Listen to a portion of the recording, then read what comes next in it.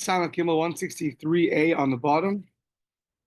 So we're talking about that there's spaces between the signature, the end of the text of the document, and the signatures of the witnesses. There's another space between the signature of the witnesses and the certification of the Bezdin. And we are 5 lines from the bottom. The last word. So we're saying you told me that there's a big space between the witnesses' signatures, which gets inked in the court. The court puts ink there, and therefore we're not worried it's going to be forged. The leichash dilma guys le leila umachik le tiyuta the kasav ma'idebay umach misadi. So we should still be worried. Why should we be worried? We should worry what's going to happen. You're going to cut off the top part of this document.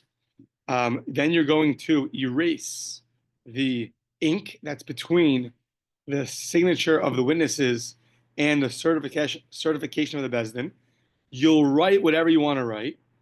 You'll forge signatures. And then you have a certification of the Bezdin right there for you. So it's perfect. So why do you allow having a big space, even if it's inked in between, not LinkedIn, inked in, even if it's inked in between the witnesses and the certification? Aren't you worried someone's going to cut away the whole top part of the document? He's then in this middle part, he's going to erase everything, which, like Steve pointed out very well, not erase, but really you're taking off the engraving of the. So, and then you're going to write whatever you want. Write down witnesses' names. You'll have them sign, and then you'll have a Bezdin certification, a stamp of the court, and it'll be perfect. So now that's the question we're asking on Rav, because Rav is the one that said you can have a big space between the signature of the witnesses and the certification of the Bezdin, and you have nothing to worry about. The Amar Rav. Now, who says a document that shows up with any erasings is good? Yamarav, Shtar Habahu, the Edav Alam Kosher. A document shows up and you have it's erased, the part that's, it was erased at one point, and you sign and you write on it, and witnesses sign on it. That's kosher. There's no problem. What's the problem with it? One time it was written on, one time it was erased. We're going to see that it's only if it's erased once and not twice. That's at the end of today. We'll get there, hopefully. Or the middle of today. So that's kosher. So once again, why aren't you worried about this, Rav?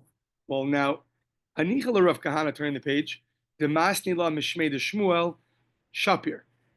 If this last phrase that said a document that comes in and it's erased and you wrote on top of it is kosher, so our Gemara says that in the name of Rav. There are others that taught it in the name of Shmuel. If you taught it in the name of Shmuel, there's no problem. Maybe Rav, who allows a large space between the signature of the witnesses and the certification of the court, maybe he would actually say that, yeah, you're right. If that comes in, then that's not good. That would be puzzle. It's only a question, Ela l'Rav Yomi, Demasni la Mishmei de Rav, Ma'ikol Meimar. If you taught this teaching in the name of Rav, now you have a contradiction of Rav against Rav. Rav is the one who said a large space between preceding the certification of the court is going to be, there's no problem. We're not worried about any forging. And Rav is also the one that said, if you erase something, you can write on top of it, and it's going to be kosher. So put 2 and 2 together. You should be worried that the big space that's inked in is going to be erased and written over, and that's going to be a potential forgery, which we're so putting so much effort in to avoid. So that's so much as just avoiding forgeries. So says the Gemara, Ma'ikil Meimer. What are you going to say to that? So says Rav, Kol K'ha'igavna ein mekaymin oso min ha'ashrasa shaboy, ela min ha'edim shaboy. When this kind of document comes in that's been erased with witnesses, so we're not going to just go and validate it because there is a signature of the witnesses. In such a case, you're going to have to validate the signature of the witnesses. So meaning if a star comes in that's been erased, written on, and signed by witnesses, so then just because it has a certification of the Bezdin, of the court under it, that's not going to be enough for us. There we'll need extra certification of the witnesses that's names are signed on top of erased ink.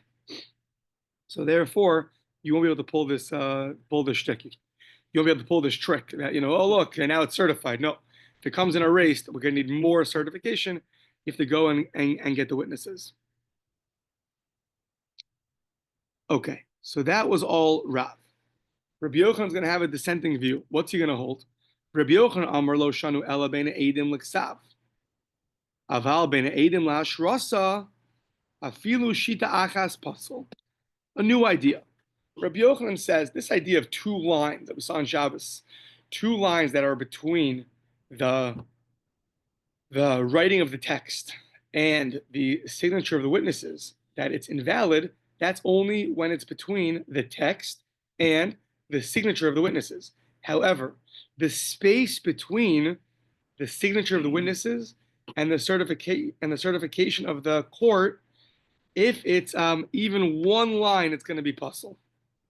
So there, even one line is puzzle. Before we had two lines as puzzle above in the document. Above the witnesses is two lines as puzzle. Under the witnesses, even one line is puzzle. It's invalid. So now we're going to ask, what's the difference? Between the witnesses and the court certification, what are you so worried about? Dilma guys Eloi. Maybe you're going to cut off the whole top of the document. You have one line open here. So what's going to happen? V'kasav hu ve'eda v'shita achas. You'll write the entire text of the document. Ruben owes me money in one line, and then you'll sign the one line on that same line with the witnesses. Hold on, who says that works? V'kasav and he holds shtar habahu ve'eda v'shita achas kasher. Rabbi Yochanan is of the opinion you can actually write a full document in one line, a one-liner, and that's going to be kosher. So therefore, he's worried that that even if you have one line open, it's going to be a puzzle. It's going to be an invalid document because he holds that in one line you can write everything. So if you leave a line blank, you're leaving a big room for forgery, and therefore he does not allow that. So says the Gemara, well, if that's true, so then shouldn't that be the same rule between the text of the document to the signature of the witnesses? How come there you say two lines and not one line? So ihachi bein edim l'ksav nami, have the same worry. Dilma guys leila, he's going to cut off the top of the document. Because of my debai, write whatever he wants. V'chasimi sadi, and they're going to sign on that one line. And yet you say one line is kosher, two lines is not good. You have to have two lines to invalidate a document. Having one empty line is fine. How could you say one empty line is fine? You hold you can write an entire document in one line. So that should be a tremendous, that should lend room for a lot of forgery. So says the Gemara, no. Kasavar shtar habahu b'shita achas, the edav b'shita acheres pasal. Rabbi Yochanan holds like this: if you have a document that comes in where the witness is signed under the text of the document, let's say you have the text of the document. Under the text, you have the signature of witnesses right under it. He says that's possible. Why? Like we had yesterday. You can't learn anything new from a line above the witnesses, right? A line above the witnesses, we did not allow any new information to be written, only reviewed information, because we're worried that someone's just going to write whatever they want, and they're already going to have the witnesses' signatures there for them. So, since Rav Yochanan holds that, that means that he does not allow a document that has the witnesses right afterwards. So therefore, he'll never learn anything from, therefore, if a document comes his way with one line that's available and witnesses under it, so we're not worried about maybe the guy's going to forge that. Because he also agrees that in that area, we don't learn anything from a line directly above the witnesses. Therefore, he agrees that you need two lines of empty space to invalidate the document. But after the witnesses, before the certification, there he is worried about it, and therefore even one line would be invalid. Okay. Says the Gemara, hold on. In that one line that he doesn't learn anything new from, maybe in that one line he'll write down a text of a document and he'll add witnesses. And when they ask him, why do you have so many witnesses in your document? He'll just say, Va'amar, ana l'rabos be'edim hu de'avidi. So 1 second. I know, but now we're asking on the line that's before the certification of Bezdin, right? Not before. It's text and signatures all on one line. Right. Before the certification of Bezdin. So maybe why is it so bad? Meaning why That's the witnesses on one line, not the witnesses in the text. Oh, so we're going back. Before the certification, meaning the regular text of the document, then you have one line open, let that still be valid. On that line, you have all the witnesses. Right, the document with its text and the signatures of its witnesses on one line. The space between the text and the signatures, in the space between the text and the signatures of the witnesses. You put more witnesses. 1 second. Yeah, the area between the document and the witnesses, right? He's going to cut off the whole top of the document, and he's going to write in this one line his document, and then he'll put witnesses in this line. Oh yeah, sorry, like this. Right. We don't allow him to have witnesses below the text of the document because we don't learn anything from a line that's above the signature of the witnesses. So he'll go like this.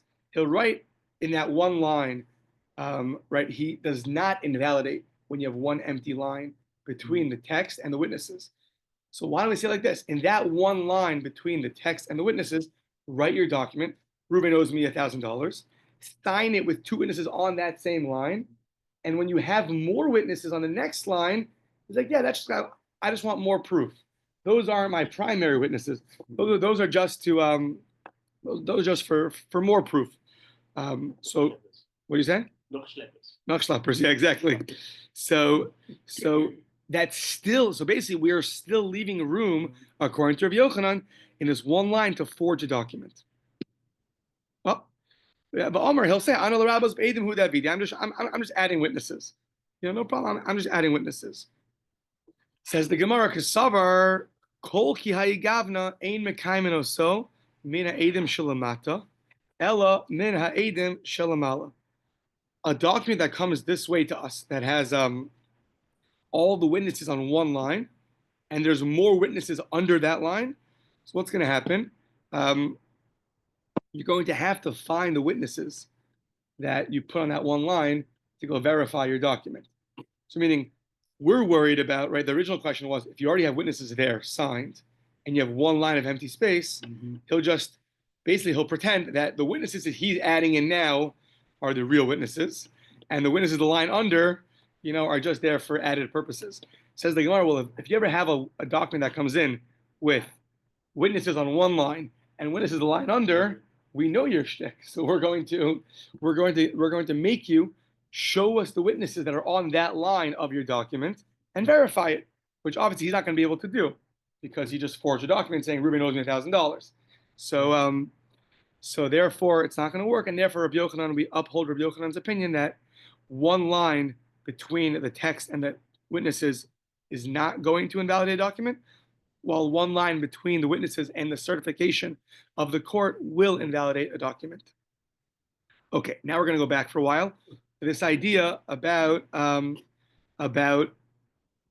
a document that comes in already erased. We learn the laws of erasing. Why does it make a difference? Let's see. So Gufa always goes back to a previous text. Gufa, literally the body, back to the body of the text that was quoted earlier. That's Gufa. Amar Rav. Rav taught us, Shtar haba, a document that comes in. Hu ve'edav al hamchak kasher. So you have a document that comes in. It was erased, right? So which means that it was scraped off.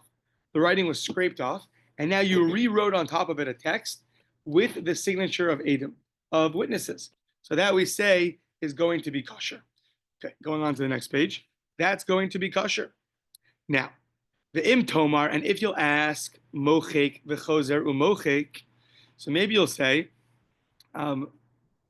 if you allow a document that comes in erased, so shouldn't we be worried a guy will just erase and rewrite and erase, meaning you'll always be able to erase whatever's written, erase what he wants, and write whatever he wants. So you erased it once. So like this, you have a document, you wrote the document, and the whole thing was erased once. On the erased part, the part that you scraped off, you rewrote a text with the signature of witnesses. Everything is written on a previously erased parchment, right? Previously scraped off parchment. Now, what are we're asking? The top of the document that has all the details, erase it again. And right, actually, Shimon doesn't owe me $1,000. He actually owes me $10 million, right? And now the witnesses you keep, you're not going to erase that because those are good for you. You keep the witnesses there, but the document you erased. So says the Gemara, that's not going to work. Why? Ein adoma nimchak pamachas lenimchak shtei pa'amim. So when you have something which has been scraped off once, it looks different than when it's been scraped off twice. So we look at the part where the witness is signed, and that was on a one-time scraped off parchment. And we see, right, so the whole parchment was scraped off. So we look at this where the witnesses are. Either we look there or we look right under it, and we see, okay, it looks one way, the scraped off part. And then we look above where you rewrote now and you forged your document, and we can clearly tell that that was scraped off twice. So therefore, it's not going to work for you to try to do this forgery because we're going to be able to recognize things that are erased once from things that are erased twice. That's right. Yeah. Yeah. So okay.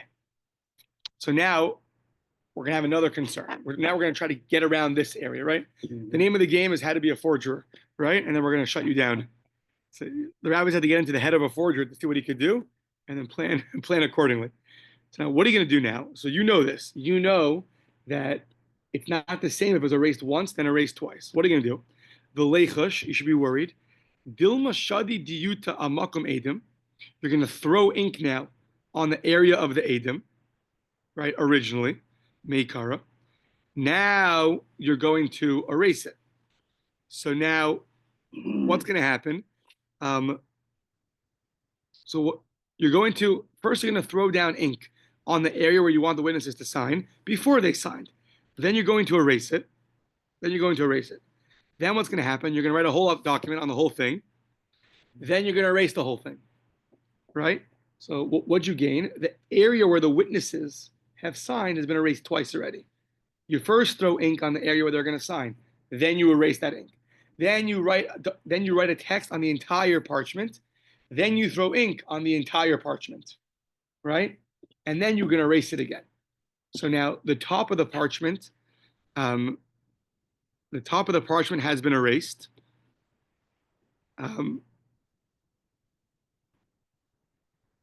Yeah. So now, what do you gain? The witnesses are now signing on an area that's been erased twice, and now when you go, now you have a good forgery plan. Okay. So what's the forgery plan? You took the ink, you threw it on the place where the witness is signed, and you erased the ink. One erasure. Then you wrote up a whole document, right? And then you erased the whole thing. So now the bottom where the witness is signed has been erased twice. The top where you wrote the document has been erased once. And now you have a full document. Your document signed by witnesses, ready to go. But what are you going to do? You're now going to throw ink again on the top of the document and write whatever you want. And you can present it to Beis Din, and it's been erased twice. Now they can't tell the difference. Where the witness signed has been erased twice. Where you forged has been erased twice. So we're in business. Not us, but the other guy. He's in business.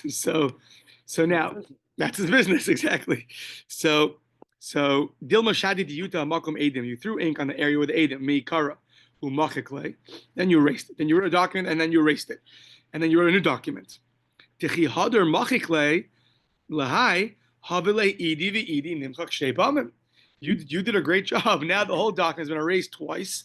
It looks like it wasn't forged at all. So shouldn't we be worried about if we allow erasing? And the only difference is erasing once versus erasing twice.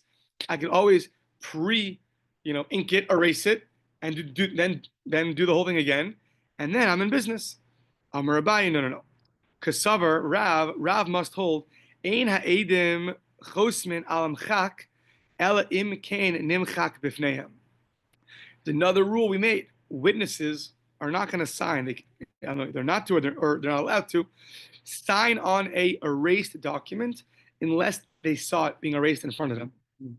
So maybe you'll say we're worried. Maybe they'll hire witnesses because that much we're not worried for. But witnesses are not going to generally sign on a document that's already been erased unless they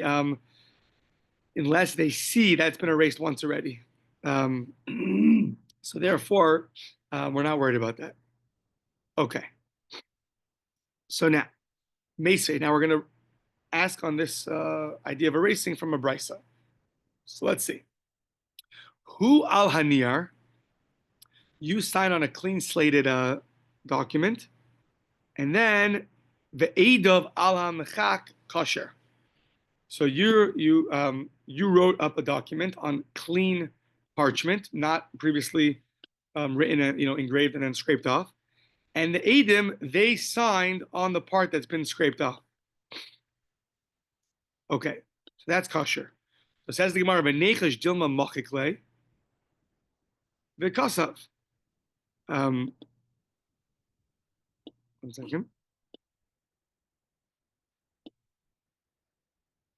Okay, so that's going to be a good document. If you write on parchment and the witnesses sign on the what do you call it, on the erased part, kosher. Says the Gemara, "V'nechash dilma machikle," maybe the kasev.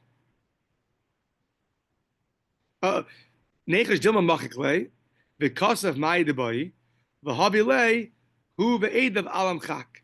Maybe you could now erase the document, write whatever you want, and then you have both your writing of the text of the document, and the witnesses' signatures are both on an erased document. So why are we worried about that? So we should be worried about that. So yeah. So we say no. The kasvi hachi, the witnesses wrote on Chana Sadi, we the witnesses, chasamna al machaka, they write down in the document, we witnesses signed on a part that was erased, and the shtar was written on a part that was on a clean slate. So if they wrote this down, and then now the document shows up with the text of the document is on an erased parchment, so that's going to be false, because witnesses, if they're signing on a part that was erased and the text is on a part that was never erased, they're going to write that into the document. And therefore, we're going to avoid this issue. Yeah. So now, says the Gemara, hold on, it's not such a good idea. Why? Because the ksivi heicha. Where do you want them to write this? Militachas. If they're going to write down under where they signed, I'll just cut it out. Geizlei. And Eloi, if you're going to write it on top, so then machakle, I'll just erase it. So where are they going to write that? So it says the Gemara, no, the kasvi bein sada l'sada. Between one signature of a witness and another signature of the witness, and I write it in the middle. That this document was signed on, we signed on the erased part, and the document was written on the clean text. And now you can't, it won't be forged. Yeah, now it's interesting. Who's going to write this? Which witness? The first witness or the second witness? Second witness probably. Maybe the first. The first one, no? Maybe both? No. Who's writing this? The first guy signs and says, I signed on an already erased document, right? I'm not sure which one. Oh, hold on. Well, that was me my question. If we figured out who signs it, I assume it's the first guy. He signs his name, and then he writes, "I sign on an erased area." Yeah, and then I signed on an erased area, and the text of the document was on a clean area. Now the second witness is interesting, so he never wrote that down, right? So you're gonna have a problem potentially that you have one witness who's testifying that the area has been, testifying to the validity of the document. The second witness never wrote down that he signed on a erased document. So it could be you'll say that you don't need two witnesses for this, or you'll say that the second witness who signed under agrees with that which is written above him. I don't know, it's interesting that you're gonna, food for thought. Okay, fine. So let's see. So the kasi bein sada lasada, they write between witness to witness. Okay, now we're gonna basically, now that we've established that that's to be true, and therefore it's not a problem anymore of writing on an erased document, because the witnesses will testify to that. So now we're going to bring the end of this brisa, which is going to seem to be a problem with this, with what we just said, and then we're going to solve it. So let's see. If that's true, that this brisa is talking about where the witnesses, between their signatures, they make sure to write in, we signed on a already erased area of the parchment, while the text was written in a clean slated area of the parchment, therefore avoiding any potential forgery of a guy erasing the document and writing whatever he wants. If that's true, let's look at the end of the brisa. Ema seifa, hu ala mechak ve'edav ala niyar pasal. Let's say he signed on the erased part of the document. Sorry, not signed. He wrote the text on the scraped off part of the document, and the witnesses signed on the clear part of the document. Right? So here you have the opposite. He's signing on a part that was already once erased, and the witnesses are signing on a part that is clear. That we say is puzzle, invalid document. Says the Gemara, Amai puzzle. What should be invalid about it? So now, meaning between us, why is it invalid? Because if you have witnesses on a clean slate and you're on an erased slate, well, that can mean one of two things. Either you're a really honest guy and you just happen to have a piece of paper, it happened to be erased, the top of it, and that's where you wrote your text, and the bottom is clear. That's one option. Or there's always a potential that there was a previous document written, and then you erased it and rewrote it. You can't allow that document to go through, because that is a potential forgery, right? Why is the top erased? Happens to be that way, or maybe you erased it. So, right, as long as there's a possibility that it might have been forged, we invalidate the document. So says the Gemara, Amai apostle, why is this so bad? I have a good solution. Hachanami nichtavu hachi. Can't the witnesses just sign the following?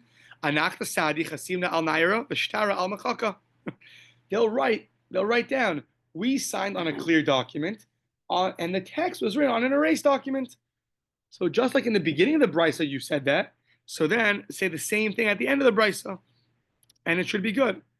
From the fact that it's puzzle and we don't say that, sounds like that even the beginning of the brisa is also not like that, because we should make it consistent.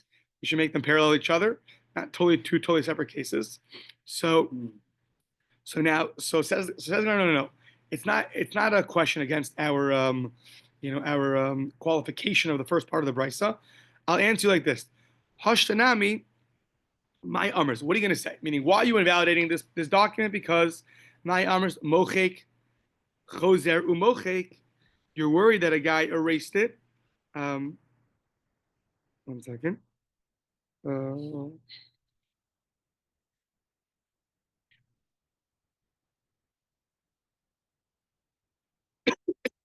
Hashtanami, my amers mochek chozer umochek. 1 second. So meaning, we're worried that writing that's not going to help, because you might.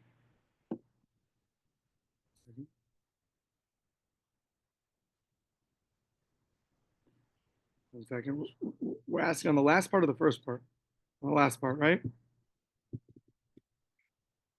So once again, we're trying to say that this document is going to be puzzle, and we're asking, why is it puzzle? witnesses should just write this, and it should be kosher. And then, so now we're saying, so we're saying from the fact that they couldn't write it, must be that's not the case in the beginning either. We're saying no, really that is the case in the beginning, and here it's not going to work. Why? Because my arm is mochik chozer mochik.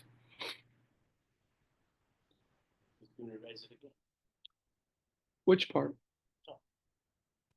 To the back. Oh, very good. If the top of the document is erased, yeah, good. If the top is erased and the bottom part where they signed is on clean parchment, even if they write down we signed on clean parchment and they wrote it on erased parchment, great. Write that down. I'll erase it again and write whatever I want, right? And maybe you'll say, hold on, didn't we tell you earlier? One sec. So if that would be true, then that should be then that's why it's not going to help you, and therefore we're good to go. Says the Gemara, and maybe you'll ask me, but ha'amris eino doma nimchak pa'machas le'nimchak shtei pa'amim. Maybe you'll say it's no good because one erasing is not the same as two erasings, so you can't erase it a second time. Says the Gemara, it's only not good. Hani mili heicha dechasimi sadi amchaka. That's only when the witnesses signed on a part that was erased. You can now see clearly that that part of the document is different than a earlier part of the document. But heicha delocha simisadi amchaka. So then ella anayara lo yadi. If the witnesses never signed on an erased part, so then how do you know that the top part's been erased twice? Meaning when witnesses sign on something which has only been erased once, you could see that part of the document, it's recognizable one erasing versus two erasings. But in this case, where the witnesses are signing on clean parchment, right? So you have clean parchment versus parchment that's been erased twice. There, you don't know if it's been erased once or twice. Mm-hmm. But where the witnesses signed on an area that's been erased once, and the text has been erased twice, that parchment looks different. That looks different, right? When it's erased once, mm-hmm. It's much less scratched out than erased twice. But here you're going from 0 to 60, meaning they signed on totally clear parchment. You erased it twice. There, we don't know. There's nothing on the document itself that shows us this discrepancy. So that's why writing this down is not going to help us. Says the Gemara, okay, but maybe the Lacey Miglisa, Megilta Achrisi, bring another Megillah, another scroll, and compare.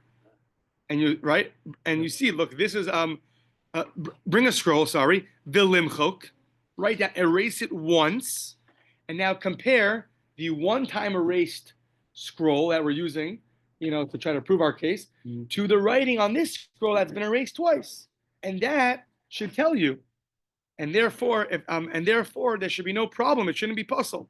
Says the Gemara, low dummy. We're getting very, very nitty gritty now. Low dummy mechaka dehami gilsa lemechaka dehami gilsa. Nope, not the same. Erasing on one scroll doesn't look the same as erasing on a different scroll. Scrolls are different parchment, so therefore you can't bring another scroll and use that to prove to you what two erasing looks like, and therefore it is going to be puzzle.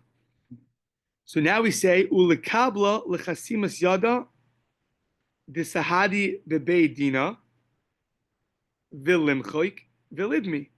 Maybe take these witnesses' signatures.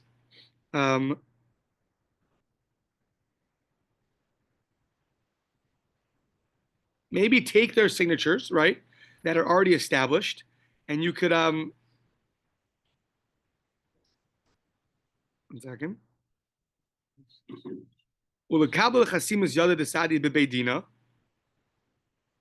Meaning take their signatures, you're going to rewrite them, and then erase them, and then erase them, and then validmi, and then compare them. So one's like, what are you comparing? One second. V'nikabla chasimas yadayu bebeidina.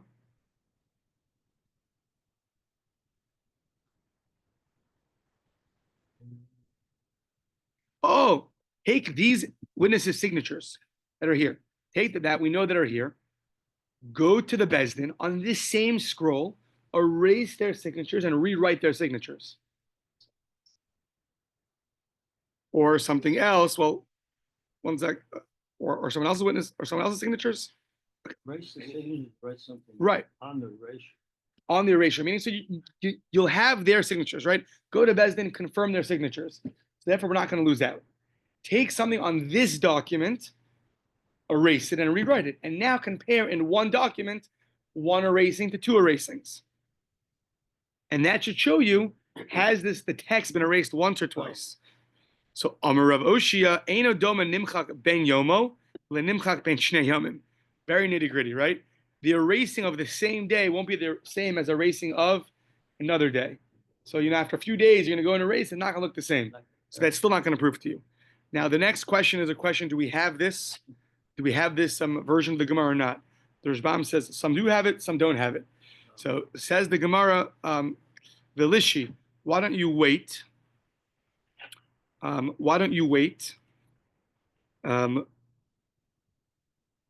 So what's waiting going to do for you? You're going to wait. So the 1 day old stuff comes to 2 or 3 days.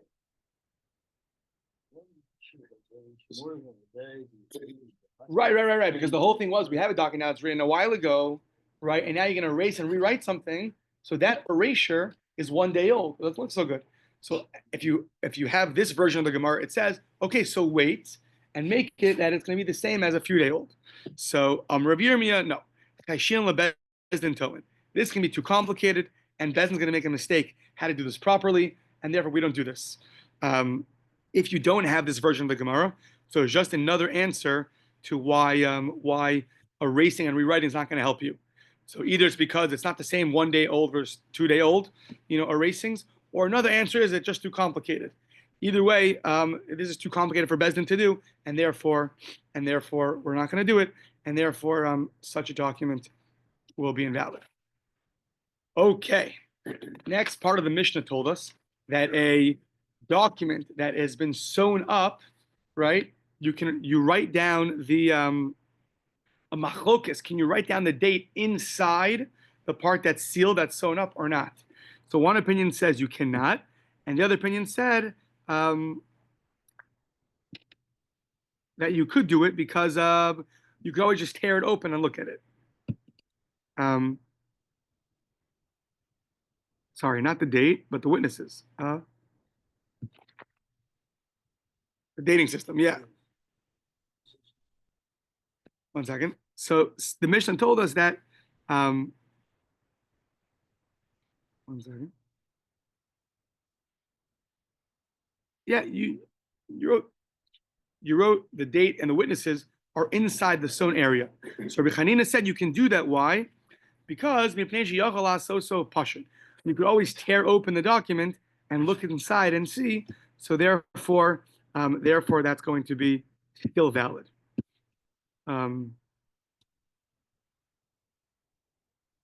Yeah. Okay. So Heishiv Rebbe responded L'divrei Rabbi Chanina ben Gamliel. This idea that you said you can make a torn up document a regular document, right? As long as you just tear it open, then it's a regular document. So you write everything on the inside, and the fact that you can't see it, we're not worried about that. Just open. You can make it a regular plain document. Heishiv Rebbe L'divrei Rabbi Chanina ben Gamliel. He told them back. He said, hold on. V'halo eino dom zmano shel zeh lezmano shel zeh. Basically, Rabbi Chanina held that at the end of the day, you can always turn a sewn document into a regular document, right? So we shouldn't change the rules. You can have witnesses on the inside of the part that's sewn, and if you ever have a question, you just open it up. Now, Rebbe's going to respond that as long as we find a difference, a significant difference between a regular document and a sewn-up document, if you start switching them back and forth, you're going to mess things up. So if you have a sewn document that has certain rules to it, let's say like the dating system is going to be different. So by opening up the sewings, to make it a regular document, so now that's going to have different rules. So you're going to mess yourself over. Now, what are those rules? It's going to be the dating system. The dating system, the rabbis enacted, they should go after the way the non-Jews did it, which often was from the year of the king's ruling. So this document is dated, the first year of King Steiber's reign, right? Or the second year, yeah. It doesn't say Steiber there? No? No. Well, you read between the lines. I think the Rashbam says Steiber. Yeah. Oh, Schreiber, like a scribe. Hello. Rebbe said you can't do that. Eino doma zmano shel zeh lizmano shel zeh. The times, the way you date the documents are very different. Pashut, by a regular document, what do you do? Melech shana monin lo shana. Shtayim monin lo shtayim. If the king's been in rule for 1 year, you wrote, this is in the first year of the king's rule. The second year, this is the second year of the king's rule. On the kusher, you do it very differently. If he was ruling for 1 year, mekusher melech shana monin lo shtayim. You write down the second year of the king's ruling. If it was the second year of the king's ruling, shtayim monin lo shlosha. Why did they do that, by the way, Steve? You said this yesterday. Back to your answer. Not the Kohanim. Practice non-Jewish. The Kohanim get upset, right? So they went extra ways to make it more difficult for people to have to divorce their wives, these Kohanim. So they wanted to make all these differences and extra difficulties to do this. So okay. So monin lo shlosha. So now Vizimnin, Rebbe said, what's going to happen? The following case. Okay, let's try to keep the details in mind. Reuben's going to borrow Shimon. Reuben's going to borrow $1 million from Shimon. Okay, he borrowed $1 million. The Yosef Minei Zuzi b'mekusher, in a document that's going to be sewn up. So now, it's the first year of the king's rule, but in the document it says down, it's the second year of the king's rule. So instead of paying you back in 2024, right? It really says it's been the second year of the king's rule. It happened in 2025. So instead of you owe me money starting 2024, really you owe me money starting in 2025, the next year. It's a sewn up document. Now what's going to happen? The lender, the borrower, Reuven, now got some cash. Stock market went up. He cashed big. Umisrami lezuzi beini. So he goes to the lender and he says, I got money for you. And uparle, I paid you back. I want to pay you back. So he wants to pay back. But he says, V'amarli, now give me back the shtar. That says I owe you money. I want it back. So the lender's going to say, so Reuven borrowed from Shimon. So Shimon's going to say back to Reuven, sorry, I lost it. V'amarli irchisli. So Reuven says, okay, fine, write me a receipt. My dog ate. Exactly, my dog ate my shtar. So the cost of late tavra. So why don't you write me a receipt? Okay, fine. He wrote him a receipt. The cost of late tavra. He wrote him a receipt. Reuven paid me back $1 million. Good. What's going to happen now? V'chimate zmane, right? The time's going to come of when it was originally documented that it took place. And what's going to come? V'chimate zmane, mishavyale pashut. You're going to open up the document, unseal it. It's now going to be a regular document. V'amarle, look, time has arrived. You owe me money. V'amarle, hani hashta di'azafta minai. So because therefore Rebbe says we can't just make sewn documents into regular documents. It's not going to work that way. Are we saying that the document will suddenly appear? At least he's going to take the document, First, and instead of being sewn up, he's going to open it up and make it. But where did the document come from? He said it was lost. It wasn't He lost. said it, that's what. Yeah, it was in his file cabinet. Okay. Yeah, he said it was lost. Then he made it into a regular document, Right. and now look, the guy owes me $1 million from starting from today. Really, he already paid back. So, so therefore, that's Rebbe's question on Rabbi Chanina ben Gamliel. Rabbi Chanina ben Gamliel says, Kasaver ein kosvin shover, which is going to be a Gemara coming up in, I think the Rashbam tells us in about 5 daf. When or when you not write a receipt for somebody. So he says, listen, the guy's not going to write him a receipt. We don't write receipts for those cases. So the only way to actually give the money up to the lender is if he gets the document back. He held that receipt's not going to help you. it's not a good proof. For whatever reason, we'll see coming up at the end of the week. Come up with that. Right. So therefore, borrower will never pay back the money, even if he gets it, if the lender can't provide him the document. So therefore, he's not worried about this, and therefore he allows you to rip open a closed up shtar and to make it a regular shtar because we're not worried about this whole shtick. Now, interestingly enough, we point out in the very beginning, this idea of these sewn up shtaros documents didn't last for such a long period of time. So the Gemara asks, sounds like Rebbe is very knowledgeable in how these things work. The Gemara asks, Umi baki Rebbe b'mekosher? Does Rebbe know that much about sewn up documents? Meaning that already at Rebbe's time, Rebbe was at the later period of the Tanaim, right? Because he was the one that wrote down the Mishnah, so he had all the access to everything. He was at the end of the Tanaim period. So we're asking, it wasn't so common then. At one point it was common, but at Rebbe's time already, it wasn't so common. So the Gemara asked, like, does Rebbe really know so much about sewn up documents? I'll bring you a proof that he doesn't. Veha hahu mekusher, the also lekame de Rebbe. A sewn up document came in front of Rebbe. The Amar Rebbe, he said, listen, shtar ma'ucher zeh. This is a document that has a date that was written later on. Meaning, sounds like Rebbe didn't know that for a sewn up document, they always write a year later. So when he got a document and it said 2025 and only 2024, Rebbe's like, oh, that's possible. You can't write a document with the date later on. So it sounds like you see that that he didn't know much about these documents. So the Amar Le Zonin LeRebbe, he said no. So Zonin, a person, I guess, he told Rebbe, Kach min haga shel umazeh. This is the custom of the nations. That Zu Melech Shana, Monin Lo Shtayim. When the king was only king for 1 year, the document you write down is after 2 years. Shtayim Monin Lo Shalosh. After 2 years, you write down 3 years. So how does Rebbe know these details about a shtar? We see clearly from the story, he doesn't know so much about a shtar. So maybe we have to re-understand Rebbe. Like, what did he mean by what he said? He said, no. Basar de Shame Mizunin Savre. You're right. Rebbe in our Mishnah, or Rebbe's comment about this sewn up document that we just discussed earlier, was only after he heard from Zunin, the laws of a sewn up document. So you're right. Rebbe at one point didn't know so much about it. Someone taught him the laws, and then he made his comment. Fine. Now, Hahush started the Habikasa Bebishnas Ploni Arkan. So now Arkan's going to be the no pun. The name of the game. So Arkan sounds like when a king ruled for 1 year, they wrote down Arkan.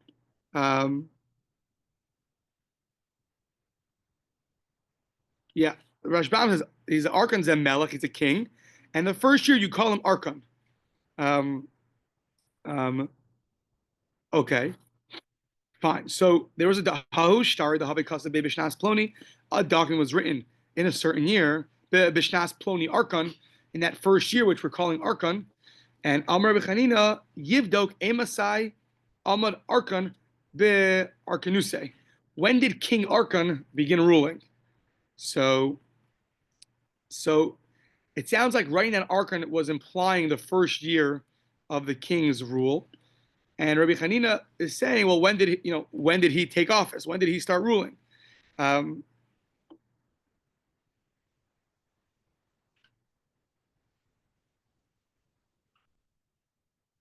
So he's asking a question, or He must be investigated when Arkan became the king.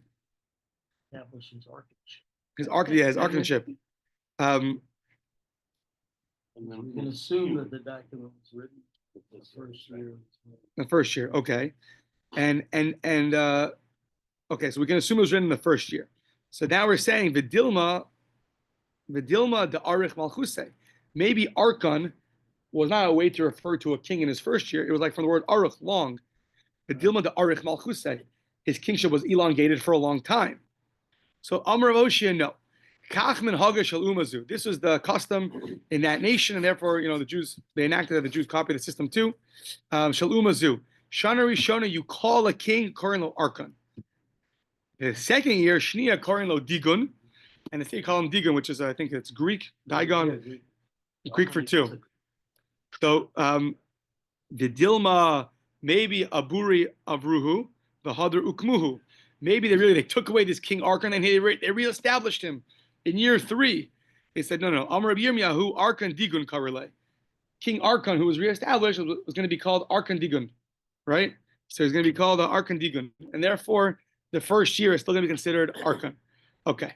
Tanu Rabbanan. So now, a guy says, Hareini Nazir, I want to be a Nazir. Yeah. Don't try this at home. We don't do this nowadays.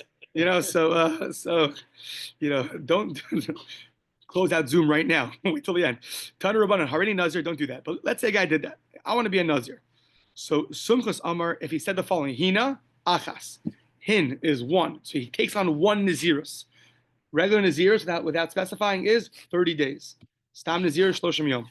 If you say Harei Nazir, Hina, 30 days. Digun, Shtayim. Trigun, Shlosha. Tatrigun, Arba. Pantigun, Chamesh. So next time you meet somebody who accepts upon himself a Nazir and adds in some Greek words, you'll know for how long he wants to be a Nazir for. Depends on this system. Yeah, I'm sure it happens all the time.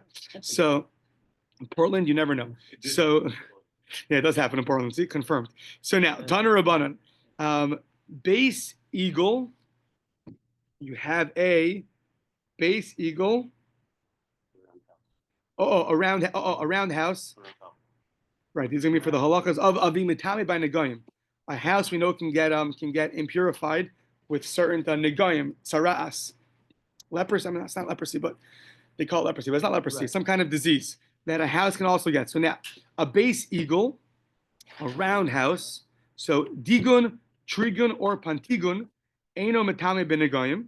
So that means 2, 3, or 5 corners to a house is not going to have the halachas of bimetame benegayim. However, tatrigun, 4 corners of a house, is metame benegayim. So we're just proving that these words are used, 1, 2, 3, 4 in Greek.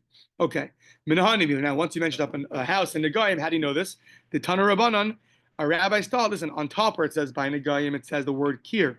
Kir, Omer kir kiros. It says kir kiros. Shtayim, that's 2. And lamata, under, in the next part of the verse, it says kir kiros. That's 2 more. Harei kanarba. 4 kir means a wall. You have to have 4 walls to the house. So we have the word kir kiros equals 4. So kiros is plural. 2 plus 2 is 4. So therefore, the house has to have 4 corners in order to be metame ben negayim, in order to be impurified with this negayim. Right. Okay. Now this is fascinating. Let's try to get through it. Yeah. Lashon hara, time for Lashon hara. I mean, not time to say it, but time to learn about it. So like this. Hahumakusha, also the comment of Rebbe. There was a document that was all tied up that came in front of Rebbe. But Amar Rebbe ain zman bazeh. There's no time in this document. Amar le Reb Shimon bar Rebbe le Rebbe. What do you mean? There's no time. There's no date that was dated. Shema bein sharav muvla. Maybe it was inside. Now Rebbe doesn't like this putting stuff inside the document. So Palia v'chazia, he gave sort of this. They opened it up. They tore it open. And then Hadar Chazabe Rebbe Bebishas. He had like this very angry face, down face, at the person who brought him the star. So Amrle, listen, Lav Ana Kasafte. I didn't write it. Rabbi Huda Chayta Kasafte. So don't shoot me. So Rebbe's saying, listen, Amrle Klach mi Lashon Hara Hazeh. Go away from the path Lashon Hara, because he didn't want you to tell me who wrote such a document. So that's Lashon Hara. You shouldn't do that. Okay, let's see what we can do. Zimnan Habi Yosef Kamei. Okay, there's a new story to be continued.